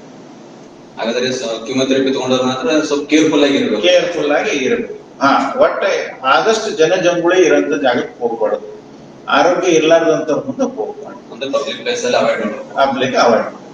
ಈಗ ಇನ್ನೂ ಒಂದ್ ಕೇಳ್ತಾರೆ ಕೆಲವು, ಕೀಮೋಥೆರಪಿ ತಗೊಂಡವ್ರು ಕೂಡ ನಾವು ಊಟ ಮಾಡಿದ್ವಿ, ಅವ್ರು ಕೂಡ ಇದ್ರೆ ನಮ್ಗೆ ಏನಾರ ಆಗ್ತದೇನ್ರಿ ಅಂತ ಇದೊಂದು ಬಹಳ ಸಹಜ ಪ್ರಶ್ನೆ ಕೇಳ್ತಾರೆ. ಸೊ ಕೀಮೋಥೆರಪಿ ತಗೊಂಡವ್ರಿಂದ ನಮ್ ಬೇರೆಯವ್ರಿಗೆ ಏನು ತೊಂದರೆ ಇಲ್ಲ. ಈಗ ಮಕ್ಕಳು ಇರ್ತಾರ, ಮೊಮ್ಮಕ್ಕಳು ಇರ್ತಾರ, ನಾವು ಅವ್ರ ಕೂಡ ಆಡ್ಬೋದೇನ್ರಿ, ಒಂದೇ ಹಾಸಿಗೆ ಮಕ್ಕೋಬೋದೇನ್ರಿ ಅಂತ ಬಹಳ ಮಂದಿ ಕೇಳ್ತಾರೆ. ಸೊ ಮಾಡ್ಬೋದು, ಯಾವುದೇ ತರದ್ದು ಅಡ್ಡಿ ಇಲ್ಲ. ಸ್ವಚ್ಛ ಇದ್ದವ್ರು ನಾವು ಇದು ಮಾಡೋದು, ಅವ್ರು ಕೂಡ ಒಂದೇ ತಣ್ಣಗೆ ನಾವು ಊಟ ಮಾಡ್ಬೋದು, ಅವ್ರು ಕೂಡ ಅದೇ ಹಾಸಿಗೆ ಮಕ್ಕೋಬಹುದು. ಅಷ್ಟೇ ಏನಂದ್ರೆ ನಮಗೇನು ಪ್ರಾಬ್ಲಮ್ ಇರ್ಬೋದು. ಕೀಮೋಥೆರಪಿ ತಗೊಂಡವ್ರ ಜೊತೆಗೆ ಯಾರು ಇರ್ತಾರ ಅವ್ರಿಗೆ ಏನು ಪ್ರಾಬ್ಲಮ್, ಜ್ವರ ಕೆಮ್ಮು ದಮ್ಮು ಇರಬಾರ್ದು. ಪೇಷಂಟ್ ಸಂಪರ್ಕದಲ್ಲಿ ಇರೋ ವ್ಯಕ್ತಿ ಕೂಡ ಅವರು ಕೂಡ ಆರೋಗ್ಯವಾಗಿ ಇರಬೇಕು. ನಾ ಕ್ಯಾನ್ಸರ್ ಅಥವಾ ಕೀಮೋಥೆರಪಿ ತಗೊಂಡವ್ರಿಂದ ಅವ್ರಿಗೇನು ನುಕ್ಸಾನ ಇಲ್ಲ, ಅವ್ರಲಿಂದ ಪೇಷಂಟ್ ನುಕ್ಸಾನ ಆಗ್ಬಾರ್ದು ಅಂತ ನೋಡ್ಬೇಕು. ಹಾಗಾದ್ರೆ ಸ್ವಂತ ಕಾಳಜಿ ಏನೇನು ಇಟ್ಕೋಬೇಕು? ಸ್ವಂತ ಕಾಳಜಿ. ಈಗ ನಾವ್ ಇಷ್ಟೆಲ್ಲ ಹೇಳಿದ್ರೆ, ಈಗ ನಾವು ಕೀಮೋಥೆರಪಿನಾಗ ಇಷ್ಟೆಲ್ಲ ಪ್ರಿಕಾಷನ್ಸ್ ಹೇಳಿದೆ, ಅದ್ರಾಗ ಊಟದ ಹೇಳಿದೆ, ನೀರಿನ ಹೇಳಿದೆ, ವಾಮಿಟಿಂಗ್ ಆದ್ರೆ ಏನೇನು. ಸೊ ಈಗ ಮೇನ್ ನಮಗ್ ಬರೋದು febrile neutropenia, life threatening complication. So ಅದಕ್ಕೆ ನಾವು ಯಾವಾಗ್ಲೂ ನಮ್ದು ಏನೇ ಒಂದು ಲಕ್ಷಣ ಬಂದ್ರೆ ಅದ್ರ ಬಗ್ಗೆ ಜಾಗರೂಕತೆ ಆಗಿರ್ಬೇಕು. ಯಾವಾಗ್ಲೂ ಒಂದು ಥರ್ಮೋಮೀಟರ್, ಯಾವುದೇ ಒಂದು ಕೀಮೋಥೆರಪಿ ಪೇಷಂಟ್ ಇದ್ರೆ ಒಂದು ಥರ್ಮೋಮೀಟರ್ ಇಟ್ಟು, ಅದರಲ್ಲಿ ನಾವು ಟೆಂಪರೇಚರ್ ನೋಡೋದು ಕಲಿಬೇಕು. ಯಾವಾಗ ನಮಗೆ ಜ್ವರ ಅನಿಸ್ತದೆ 100-101 ಡಿಗ್ರಿ ಜ್ವರ, ಸೊ ಇಮಿಡಿಯೇಟ್ಲಿ ಅವಾಗ ಹೋಗಿ ಬ್ಲಡ್ ಟೆಸ್ಟ್ ಮಾಡ್ಬೇಕು, CBC ಮಾಡಿ ಆ ರಿಪೋರ್ಟ್ ಅನ್ನ ನಾವು ಡಾಕ್ಟರ್ ಹೇಳ್ಬೇಕು. ಇದು ನಮಗೆ ವೈಯಕ್ತಿಕ ಪರಿಜ್ಞಾನ ಅಂತೀವಿ, ಕಾಮನ್ ಸೆನ್ಸ್ ಅಂತೀವಿ, ನಾಲೆಜ್. ಸೊ ಇದು ನಮಗೆ ಎಲ್ಲರಿಗೂ ಗೊತ್ತಿರುತ್ತೆ. ಈಗ ಏನಾಗ್ತದ, ಎಲ್ಲ ಓದ್ಬಾರ್ದವ್ರ ಮನ್ಯಾಗಿದ್ರೆ ಪೇಷಂಟ್ ಸ್ವತಃ ಶಾಣೆ ಇರ್ತಾರ, ಅವ್ರು ಮಾಡ್ತಾರ. ಇನ್ನು ಕೆಲವ್ರ ಮನ್ಯಾಗ ವಯಸ್ಸಾದವ್ರು ಇರ್ತಾರ, ಇಲ್ಲ ಓದ್ಲಾರ್ದವ್ರು ಇರ್ತಾರ, ಅಂತವ್ರ ಮನ್ಯಾಗನು ಏನಾಗ್ಬೇಕು, ಯಾರು ಒಬ್ರು ಜವಾಬ್ದಾರಿ ತಗೋಬೇಕು, ಎಲ್ಲ ತಿಳಿದವರು ನಾಲೆಜ್ ಇದ್ದವರು. ಸೊ ಯಾವಾಗ್ಲೂ ಅವ್ರ ಮುಖಾಂತರ ನಾವು ಏನೇ ಒಂದ್ ಲಕ್ಷಣ ಬಂದ್ರು ಅದು ಇಮಿಡಿಯೇಟ್ ಅಟೆಂಡ್ ಆಗ್ಬೇಕು ಅಂತ ಹೇಳ್ತಾರೆ. ಈಗ ಜ್ವರ ಜಾಸ್ತಿ ಬಂದಾಗ ಆ ಟೈಮಿಗೆ ಏನೇನ್ ಮಾಡೋದು ಗೊತ್ತಾಗೋದಿಲ್ಲ, ಕೆಲವು ವೈದ್ಯರ ಸಂಪರ್ಕ ಮತ್ತೆ ಏನಾದ್ರು. ಈಗ ಹೆಂಗ್ ಆಗ್ತದ್ರಿ, ಲಕ್ಷಣಗಳು ನಿಮ್ಗೆ ಜಾಸ್ತಿ ಇದ್ದಾಗ ತಿಳಿಲಿಲ್ಲ ಅಂದ್ರೆ ಸೀದಾ ದವಾಖಾನಿಗೆ ಬರ್ತಾರೆ. ಇದು ಸಿಂಪಲ್. ಯಾವುದೇ ಒಂದು ಡಾಕ್ಟರ್ ಬಳಿ ಬಂದು ಹೋಗೋದ್ರಾಗ ಯಾವುದು ತಪ್ಪಿಲ್ಲ. ನಿಮ್ಗೆ ಏನೇ ಒಂದ್ ಸ್ವಲ್ಪ ಹೆಚ್ಚಿನ ತ್ರಾಸ ಅನಿಸ್ತಂದ್ರೆ ಇಮಿಡಿಯೇಟ್ ಡಾಕ್ಟರ್ ಬಳಿ ಭೇಟಿ ಆಗಿ. ಈಗ ಏನಾಗ್ತದೆ, ಕೆಲವೊಮ್ಮೆ ರಾತ್ರಿ ಹೊತ್ತಿರ್ತದ, ಹಾಸ್ಪಿಟಲ್ ಇರಂಗಿಲ್ಲ, ಬೇರೆ ಊರ್ದವ್ರು ಇರ್ತಾರೆ. ಸೊ ನಿಮ್ ಸಮೀಪದ ಹಾಸ್ಪಿಟಲ್ ಹೋಗ್ರಿ. ನಾವ್ ಇವೆಲ್ಲ ನಿಮ್ಗೆ ತಿಳಿಸಿ ಹೇಳಿರ್ತೀವಿ, ಈ ಜ್ವರ ಕಮ್ಮಿ ಆದ್ರೆ ಕೌಂಟ್ಸ್ ಮಾಡ್ರಿ, ಕೌಂಟ್ಸ್ ಕಮ್ಮಿ ಇದ್ರೆ ಆಂಟಿಬಯೋಟಿಕ್ಸ್ ಮಾಡ್ರಿ. ಸೊ ಅಲ್ಲಿ ಡಾಕ್ಟರ್ ಜೊತೆ ನೀವು ಒಂದ್ಸಲ ನಮ್ಗೆ ಮಾತಾಡ್ಸಿದ್ರಿ, ನಾವು ಆ ಡಾಕ್ಟರ್ ಕೂಡ ಮಾತಾಡಿ ನಿಮ್ದು ಏನೇನ್ ಟೆಂಪರೇಚರ್ ಅದಾವ ನೋಡ್ಕೊಂಡು ಅವಾಗಿಂದ ಅವಾಗೆ ಒಂದು ಆಂಟಿಬಯೋಟಿಕ್ ಕೊಟ್ಟು ನೆಕ್ಸ್ಟ್ ಡೇ ಬರೋ ಹಂಗಿದ್ರೆ ನಾವು ನಿಮ್ಗೆ ನೆಕ್ಸ್ಟ್ ಡೇ ಬರ್ರಿ ಅಂತ ಹೇಳ್ತೀವಿ. ಇಲ್ಲ ಬಹಳ ಪ್ರಾಬ್ಲಮ್ ಅನಿಸ್ತು ಅಂದ್ರೆ ಇಮಿಡಿಯೇಟ್ ಬರ್ರಿ ಅಂತ. ಸರ್ ಇಷ್ಟೆಲ್ಲ ನಡುವೆ ಇನ್ನೊಂದು ಪರ್ಸನಲ್ ಕ್ವಶನ್ ಇರುತ್ತೆ, ಅಂದ್ರೆ ಹಾಸಿಗೆ ಪತ್ತೆ ಮಾಡ್ಬೇಕಾ ಅಂತ. ಹಾಸಿಗೆ ಪತ್ತೆ, ಸೊ ಇದು ಬಹಳ ಮಂದಿ ನಾಚ್ಕೊಂತಾರೆ. ಹೌದು ಸರ್. ಈಗ ಯಾರೇ ಅದಕ್ಕೆ ಕೇಳಲಿಕ್ಕಾಗ್ಲಿ ಏನೋ ಪ್ರಶ್ನೆ. ಸೊ ಇದು ಹಾಸಿಗೆ ಪತ್ತೆ ಅಂತಂದ್ರ ಈಗ ಕೆಲವೊಬ್ರಿಗೆ ಗೊತ್ತಾಗ್ತದೆ, ಅಂದ್ರ ಗಂಡ ಹೆಂಡತಿ ಸಂಪರ್ಕ ಇಟ್ಕೋಬೇಕಾ ಇರ್ಬಾರ್ದು ಅಂತ ಕೆಲವರು ಬಹಳ ಮಂದಿ ನಾಚ್ಕೊಂತಾರೆ. ಇದು ಒಳ್ಳೆ ಪ್ರಶ್ನೆ ಕೇಳ್ತಿ. ಸೊ ಈಗ ಏನಾಗ್ತದ, ಕೀಮೋಥೆರಪಿ ನಡಿಬೇಕಾದ್ರೆ ಹಾಸಿಗೆ ಪತ್ತೆ ಮಾಡೋ ಅವಶ್ಯಕತೆ ಇಲ್ಲ. ಗಂಡಸರಾಗ್ಲಿ ಹೆಂಗಸರಾಗ್ಲಿ ಅವ್ರ ಸಂಪರ್ಕ ಇಟ್ಕೋಬೇಕು. ಆದ್ರೆ ಏನ್ ಕಾಳಜಿ ವಹಿಸ್ಬೇಕು ಅಂದ್ರೆ, ಕೀಮೋಥೆರಪಿ ತಗೋಬೇಕಾದ್ರೆ ನಾವು ಕನ್ಸೀವ್ ಆದ್ರೆ ಅಂದ್ರೆ ಮಗು ಏನ್ ಪ್ರೆಗ್ನೆನ್ಸಿ ಆದ್ರೆ, ಪೇಷಂಟ್ ಗಂಡ ಆಗಿರ್ಲಿ ಹೆಣ್ಣೆ ಆಗಿರ್ಲಿ, ಆ ಮಗುವಿನಾಗ ಏನಾಗ್ತದ್ರಿ, ಕೆಲವು ಅಂಗವಿಕಲವಾಗಿ ಹುಟ್ಟುವಂತ ಚಾನ್ಸಸ್. ಸೊ ಅದಕ್ಕ ನೀವು ಸಂಪರ್ಕ ಇಟ್ಕೊಳ್ರಿ, ಆದ್ರೆ ಮಕ್ಕಳ ಆಗದಂತ ಪ್ರಿಕಾಷನ್ ತಗೊಳ್ರಿ. ಸೊ ಅದು ನಾವು ಮಕ್ಕಳ ಆಗ್ಬಾರ್ದಂತ ಗೌರ್ಮೆಂಟ್ ಏನೇನ್ ಹೇಳ್ತದ, ಕಾಂಡಮ್ ಯೂಸ್ ಮಾಡ್ರಿ, ಇಲ್ಲ ಓರಲ್ ಕಾಂಟ್ರಸೆಪ್ಟಿವ್ ಪಿಲ್ಸ್ ತಗೊಳ್ರಿ, ಇಲ್ಲ IUCD ಅಂತ ಹೇಳ್ತಾರೆ, ಅವನ್ನೆಲ್ಲ ಮಾಡ್ಬೋದು. ಈಗ ಕೆಲವ್ರು ಆಲ್ರೆಡಿ ಏನೋ ಒಂದು ಕಾಂಟ್ರಸೆಪ್ಟಿವ್ ಡಿವೈಸ್ ಹಾಕೊಂಡಿರ್ತಾರ, ಇಲ್ಲ ಟ್ಯೂಬೆಕ್ಟಮಿ ಆಪರೇಷನ್ ಮಕ್ಕಳ ಆಗ್ಲಾರ್ದಂಗ ಆಪರೇಷನ್, ಅಂತವ್ರಿಗೆ ಏನು ಪ್ರಾಬ್ಲಮ್ ಇಲ್ಲ. ಸೊ ಮೇನ್ ಇದ್ರ ಉದ್ದೇಶ ಏನಂದ್ರ ಆ ಪೀರಿಯಡ್ ಕೀಮೋ ತಗುವಾಗ ಪ್ರೆಗ್ನೆನ್ಸಿ ಆಗಬೇಕು. ಮೇನ್ ಇದು ಉದ್ದೇಶದಲ್ಲಿ ಹೇಳ್ತೀವಿ. ಸರ್ ಒಂದು ಪ್ರಶ್ನೆ ಬಂದಿದೆ, what stages of cancer chemo is use, ಅಂದ್ರೆ ಯಾವ ಸ್ಟೇಜ್ ಅಲ್ಲಿ ಕೀಮೋಥೆರಪಿ ಯೂಸ್ ಮಾಡ್ತೀವಿ? ಸೊ ಈಗ ಯಾವ ಸ್ಟೇಜ್ ನಲ್ಲಿ ಕೀಮೋಥೆರಪಿ ಯೂಸ್ ಮಾಡ್ತೀವಿ ಅಂದ್ರೆ ಅದಕ್ಕೆ ಒಂದೇ ಉತ್ತರ ಇಲ್ಲ. ಈಗ ಇವತ್ತು ನಾಳೆ ಏನದ, ಕೀಮೋಥೆರಪಿ ಕೊಡೋ ಉದ್ದೇಶ ಏನು, ಕ್ಯಾನ್ಸರ್ ಅನ್ನು ಮತ್ತೆ ಬರಬಾರ್ದು ಅಂತ ಒಂದು. ಎರಡನೇದು, ಮೊದಲೇ ಕ್ಯಾನ್ಸರ್ಗೆ ಕೀಮೋ ಕೊಟ್ಟು ಆ ಗಂಟನ್ನು ಕರಗಿಸಿ ಆಪರೇಷನ್ ಮಾಡಲಿಕ್ಕೆ. ಸೊ ಈ ತರ ಈ ಬೇರೆ ಬೇರೆ ಕ್ಯಾನ್ಸರ್ಗೆ ಬೇರೆ ಬೇರೆ ಇಂಡಿಕೇಶನ್ಸ್ ಇರ್ತಾವೆ. ಕೆಲವೊಂದು ಕ್ಯಾನ್ಸರ್ಗೆ ಫಸ್ಟ್ ಸ್ಟೇಜ್ ನಲ್ಲೂ ಕೀಮೋಥೆರಪಿ ಬೇಕಾಗ್ತದ, ಕೆಲವೊಬ್ಬರಿಗೆ ಬರೀ ಥರ್ಡ್ ಸ್ಟೇಜ್ ನಲ್ಲಿ ಬೇಕಾಗ್ತದೆ. ಸೊ ಇದಕ್ಕೆ ನಾವು ಒಂದೇ ವಾಕ್ಯನ ಉತ್ತರ ಹೇಳೋದಂದ್ರೆ ಕಠಿಣ ಆಗ್ತದ. ಬೇರೆ ಬೇರೆ ಕ್ಯಾನ್ಸರ್ ನಲ್ಲಿ ಬೇರೆ ಬೇರೆ ಸ್ಟೇಜ್. ಸೊ ನಾ ಹೇಳಿದ್ರೆ ಫಸ್ಟ್ ಸ್ಟೇಜ್ ನಾಗೂ ಕೀಮೋಥೆರಪಿ ಬೇಕಾಗ್ಬೋದು, 4ನೇ ಸ್ಟೇಜ್ ನಾಗೂ ಬೇಕಾಗ್ಬೋದು. ಸೊ ಅದು ನಿಮ್ ವಯಸ್ಸು, ನಿಮ್ದು ಯಾವ ಆರ್ಗನ್ ಕ್ಯಾನ್ಸರ್, ಯಾವ ಸ್ಟೇಜ್, ಅದ್ರ ಮೇಲೆ ಅವರು ಡಾಕ್ಟರ್ ಡಿಸೈಡ್ ಕೀಮೋಥೆರಪಿ.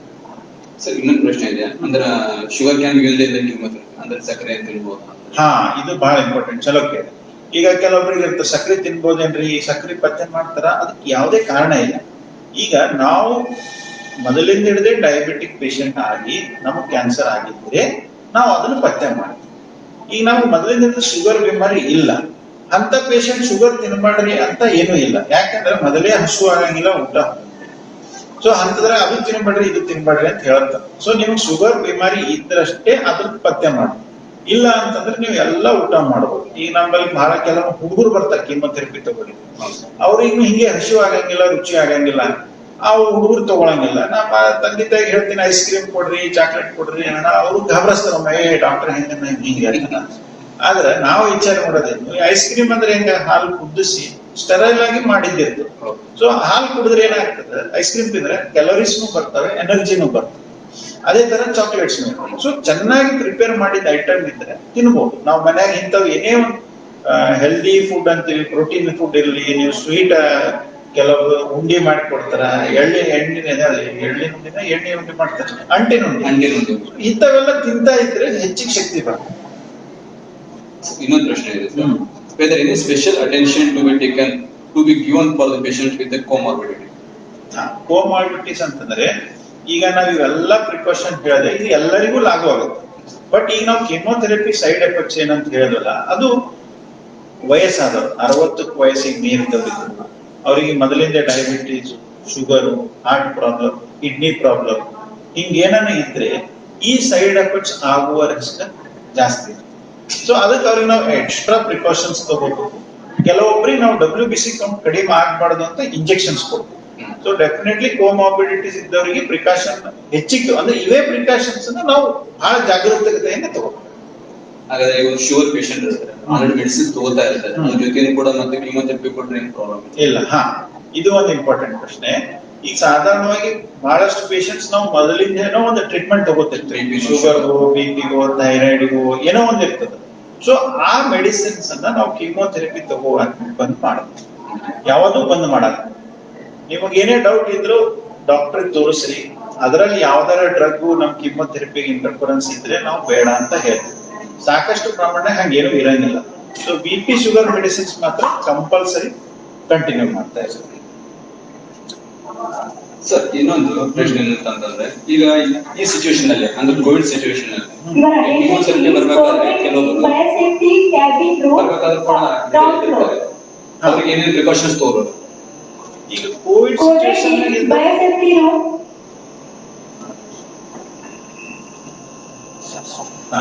ಈಗ ಕೋವಿಡ್ ಸಿಚುವೇಶನ್ ಅಂದ್ರೆ ಬೇರೆ ಚೇಂಜಸ್ ಇಲ್ಲ. ಕೀಮೋಥೆರಪಿ ಸಂಬಂಧಪಟ್ಟ ಪ್ರಿಕಾಷನ್ಸ್ ಎಲ್ಲ ಸೇಮ್ ಟು ಸೇಮ್. ಕೋವಿಡ್ ಸಂಬಂಧ ಪ್ರಿಕಾಷನ್ಸ್ ಅನ್ನ ಮತ್ತೇನಿದೆ ಅವ್ರು ಫಾಲೋ ಮಾಡಬೇಕು. ಅಂದ್ರೆ ಕಂಪಲ್ಸರಿ ಮಾಸ್ಕ್ ಹಾಕೋಬೇಕು, ಹ್ಯಾಂಡ್ ವಾಷಿಂಗ್ ಮಾಡಬೇಕು, ಹೆಚ್ಚಿನ ಟೈಮ್ ಸ್ಪೆಂಡ್ ಮಾಡಬೇಕು ಹಾಸ್ಪಿಟಲ್ನಾಗ. ಏನ್ ಕೆಲಸದ ಅಷ್ಟಕ್ಕೆ ಬರಬೇಕು, ಪಟ ಮಾಡಿಸ್ಕೊಂಡು ಟ್ರೀಟ್ಮೆಂಟ್ ಮಾಡ್ಕೊಂಡು ಹೋಗ್ತಾರೆ. ಈಗ ಇಲ್ಲಿವರೆಗೂ ಕೀಮೋಥೆರಪಿ ಬಗ್ಗೆ, ಅದರ ಟೈಮ್ ಬಗ್ಗೆ ಹೇಳಿದ್ರೆ, ಸೈಡ್ ಎಫೆಕ್ಟ್ ಬಗ್ಗೆ ಹೇಳಿದ್ರೆ, ಕೇರ್ ಬಗ್ಗೆ ಹೇಳಿದ್ರೆ, ಹೈಜಿನ್ ಬಗ್ಗೆ ಹೇಳಿದ್ರೆ, ಕೊನೆಯದಾಗಿ ಯಾವ್ಯಾವ ಅಂಶಗಳನ್ನು ಅನುಸರಿಸಬೇಕಂತ? ಈಗ ಯಾವ್ಯಾವ ಅಂಶ ಅಲ್ಲ, ಇವು ಎಲ್ಲಾ ಅಂಶಗಳನ್ನು ಯೂಸ್ ಮಾಡೇಬೇಕು, ಯಾವುದು ಬಿಡುವ ಹಂಗಿಲ್ಲ. ಎಲ್ಲವನ್ನು ರಿಲಿಜಿಯಸ್ಲಿ ನಾವು ಫಾಲೋ ಮಾಡ್ಬೇಕು. ಈಗ ಇನ್ನೊಂದು ಬರ್ತದೆ, ಬಹಳಷ್ಟು ಪೇಷಂಟ್ಗಳು ನಿರ್ಲಕ್ಷ್ಯ ಮಾಡ್ತಾರೆ. ಹಂಗ ಮಾಡಬಾರ್ದು. ಈಗ ಯಾವುದೇ ಒಂದು ಲಕ್ಷಣಗಳು ಬಂದ ಮೇಲೆ ಅದು ನೀವು ಕಣ್ ಡಾಕ್ಟರ್ ಕೇಳ್ರಿ, ಕಡಿಮೆ ಆಗ್ಲಿಲ್ಲ ಅಂದ್ರೆ ಅದಕ್ಕೆ ಹಂಗೆ ಬಿಡ್ಲಿಕ್ಕೆ ಹೋಗ್ಬಾರ್ದು. ಕಡಿಮೆ ಆಗಿಲ್ಲ ಅಂದ್ರೆ ಏನೋ ಒಂದು ಪ್ರಾಬ್ಲಮ್ ಇರುತ್ತೆ, ಅದಕ್ಕೆ ಟ್ರೀಟ್ಮೆಂಟ್ ಇರುತ್ತೆ. ಯಾವುದೇ ಪ್ರಾಬ್ಲಮ್ ಕಮ್ಮಿ ಆಗ್ಲಿಲ್ಲ ಅಂದ್ರೆ ಇಮಿಡಿಯೇಟ್ ಹಾಸ್ಪಿಟಲ್ ಹೋಗಿ ಡಾಕ್ಟರ್ ಭೇಟಿ ಆಗಿ ಅವರು ಕರೆಕ್ಟ್ ಆಗಿ ಇದು ಮಾಡಿ.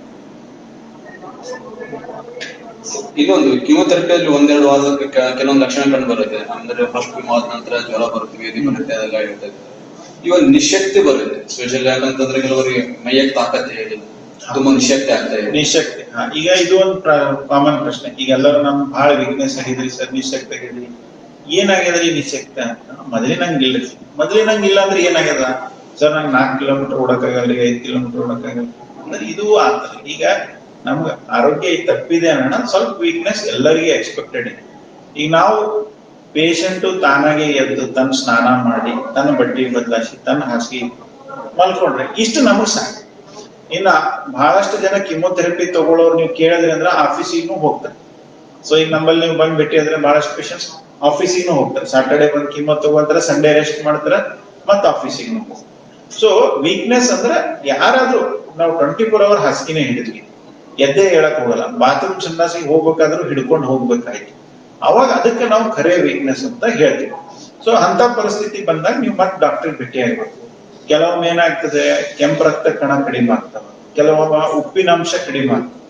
ಇಂಥವ್ ಏನೇನು ಇದ್ರೆ ನಾವು ಕರೆಕ್ಟ್ ಮಾಡಿದ್ರೆ ಇಮಿಡಿಯೇಟ್ಲಿ ವೀಕ್ನೆಸ್ ರಿಕವರ್ ಆಗುತ್ತೆ. ಕೆಲವೊಂದು ಕಿಮೋಥೆರಪಿ ರಿಲೇಟೆಡ್ ವೀಕ್ನೆಸ್ ಅಂತಲೂ ಇರ್ತದೆ. ಅದು ಇದ್ರೆ ಏನಾಗುತ್ತೆ, ಅದು ಕಿಮೋ ಎಫೆಕ್ಟ್ ಹೋಗ್ತದೆ 3 ದಿನ 4 ದಿನ 1 ವಾರ, ಆಮೇಲೆ ತಾನೇ ರಿಕವರ್ ಆಗುತ್ತೆ. ಸೊ ಟೈಮ್ಲಿಂದ ರಿಕವರ್ ಆಗುತ್ತೆ. ಸೊ ಈ ಟೈಮ್ನಾಗ ಏನಾದ್ರು ಊಟ ಕೊಡ್ಬೇಕಾ, IV ಫ್ಲೂಯಿಡ್ಸ್ ಕೊಡ್ಬೇಕಾ ಅಂತಾನು ಬಹಳ ಮಂದಿ ಪ್ರಶ್ನೆ ಕೇಳ್ತಾರೆ. ಈಗ IV ಫ್ಲೂಯಿಡ್ಸ್ ಅಂತಂದ್ರೆ ಏನಿರ್ತದ, ಅದು ನೀರಿನಲ್ಲಿ ನಾವು ಒಂದ್ ಸ್ವಲ್ಪ ಉಪ್ಪಿನಾಂಶ ಮತ್ತು ಒಂದ್ ಸ್ವಲ್ಪ ಸಕ್ಕರೆ ಮಿಕ್ಸ್ ಮಾಡಿ ಕೊಡ್ತೀವಿ. ಸೊ ಒಂದು IV ಬಾಟಲ್ ಹಚ್ಚದಂದ್ರೆ 500 1 ಲೀಟರ್ ನೀರು ಕೊಡ್ತೀವಿ. ಅದಕ್ಕೆ ಒಬ್ಬಕ್ಕೆ ನರ್ಸ್ ಬೇಕು, ಅವಳು IV ಕೆನಲ ಚುಚ್ಚಬೇಕು, ದಿನ ಬಂದು ಕೊಡಬೇಕು. ಈಗ ಅದೇ ಕೆಲಸ ಮನುಷ್ಯ ನಾವು ನೀರ್ ಕುಡಿದ್ವಿ, 1 ಲೀಟರ್ ORS ಹಾಕಿದ ನೀರ್ ಕುಡಿದ್ವಿ, ಅಥವಾ ಮಜ್ಜಿಗೆ ಕುಡಿದ್ವಿ, ಹಾಲು ಕುಡಿದ್ವಿ, ಅದೇ ಶಕ್ತಿ ಕೊಡ್ತದೆ. ಈಗ ಕೆಲವೊಬ್ಬರಿಗೆ ಬಹಳಷ್ಟು ಮಂದಿ ಕಲ್ಪನೆ ಏನಂದ್ರೆ ವೀಕ್ನೆಸ್ ಅಂದ್ರೆ ಗ್ಲೂಕೋಸ್ ಏರಿಸ್ಕೋಬೇಕು. ಸೊ ಗ್ಲೂಕೋಸ್ ಅಂದ್ರೆ ಏನು, ಬರೀ ನೀರ್. ಸೊ ಅದಕ್ಕೆ ನಾವು ಅದರ ಬದಲಿ ಮನ್ಯಾಗೆ ಗಂಜಿ, ಎಳ್ನೀರ್ನು ಅಂತೀವಿ ನಾವು, ಬಹಳಷ್ಟು ಎಳ್ನೀರ್ ಕುಡಿಬಹುದು, ಮಜ್ಜಿಗೆ ಕುಡಿಬಹುದು. ಇದೇನೇ 1 ಲೀಟರ್ ಕುಡಿದ್ರೆ ಆ ಗ್ಲೂಕೋಸ್ಗಿನ್ನ ನಮಗೆ ಹೆಚ್ಚಿಗೆ ಶಕ್ತಿ ಸಿಗ್ತದೆ. ಸೊ ಯಾವಾಗಲೂ ಪ್ರಿಫರೇಬಲಿ ಓರಲ್ ತಗೋ. ಈಗ ಉಲ್ಟಾ ಮಾಡಿದ್ರು ಕೂಡ ಉಲ್ಟಿ ಆಗ್ಲಿಕ್ಕತ್ತದ, ಉಂಡ್ರು ಭೇದಿ ಆಗ್ಲಿಕ್ಕತ್ತದ, ಅಂತ ಪೇಷಂಟ್ಸ್ ಏನು ಬೇರೆ ಇದನ್ನೇ ಇಲ್ಲ, ನಾವು IV ಫ್ಲೂಯಿಡ್ಸ್ ಅನ್ನ ಹಚ್ಬೇಕು. ಸೊ ಸುಮ್ನೆ ಎಲ್ಲದಕ್ಕೂ ವೀಕ್ನೆಸ್ ಅಂತ ಗ್ಲೂಕೋಸ್ ಹಚ್ಕೊಳ್ಳೋದು ಬೇಡ. ಊಟದ ಮೇಲೆ ಧ್ಯಾನ ಕೊಡ್ರಿ. ಉಪ್ಪಿನಾಂಶ, ಈಗ ಇನ್ನೊಂದು ಕೇಳ್ತಾರೆ ಕೆಲವರು, ತುಪ್ಪ ಸಕ್ಕರೆ ತಿನ್ಬೋದೇನ್ರಿ? ತಿನ್ಬೋದು, ಏನಾಗಂಗಿಲ್ಲ. ಈಗ ನಮ್ಗೆ ಮೊದ್ಲಿಂದ ಹಿಡಿದು ಪ್ರಾಬ್ಲಮ್ ಅವ, ಆದ್ರೆ ಕಿಮೋಥೆರಪಿನ ಊಟ ಹೋಗಂಗಿಲ್ಲ.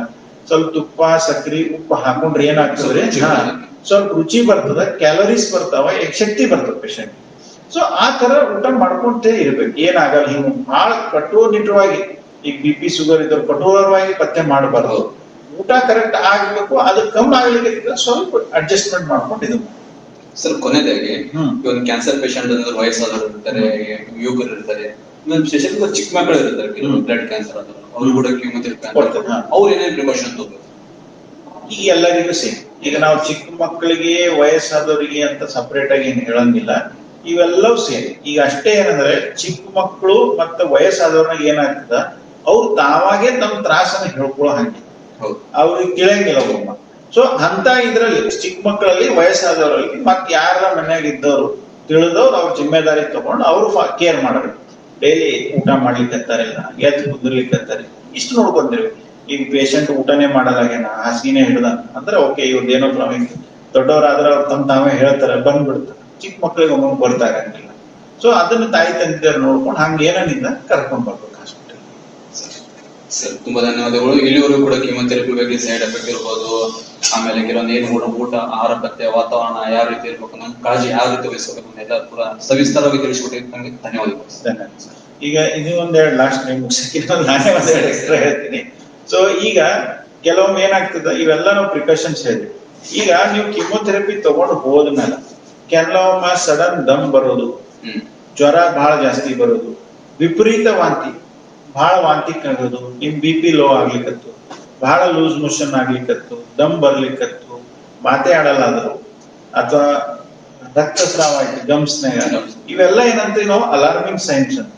ಇಂತ ಏನೇ ಲಕ್ಷಣಗಳಿದ್ರು ನೀವು ಇಮಿಡಿಯೇಟ್ ಹಾಸ್ಪಿಟಲ್ ಹೋಗ್ಬೇಕು. ಅಂತ ಕೇಸಸ್ ನಲ್ಲಿ ಮನ್ಯಾಗ ಇಟ್ಕೊಂಡು ಕುಂದ್ರೋದು ಇದು ಮಾಡೋದು.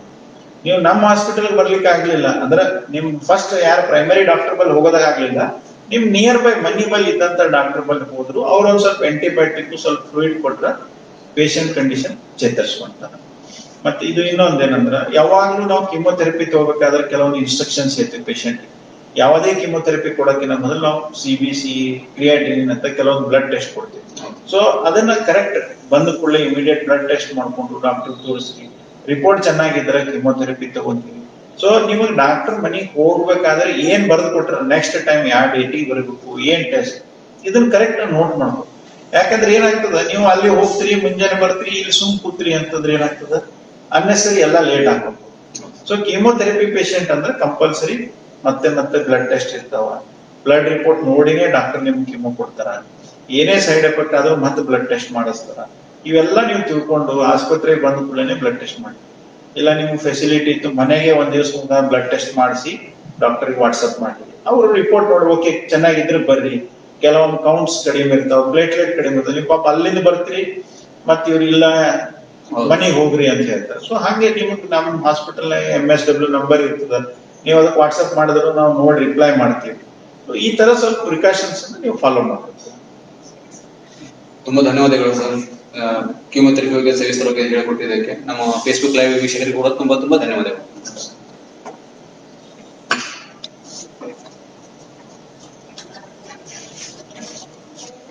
ಇಷ್ಟು 35 minutes ಆಯ್ತು.